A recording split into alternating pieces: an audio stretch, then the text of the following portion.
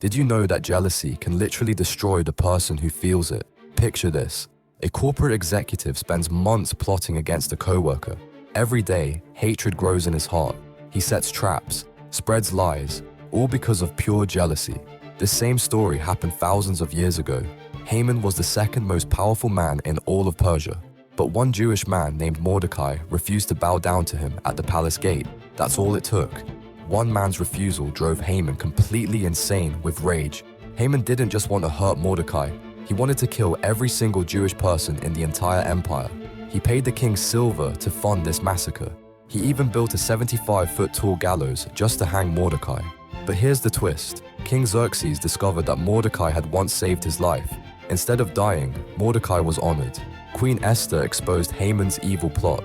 Haman ended up hanging on the very gallows he built for Mordecai. When we plot evil against others, we're really destroying ourselves.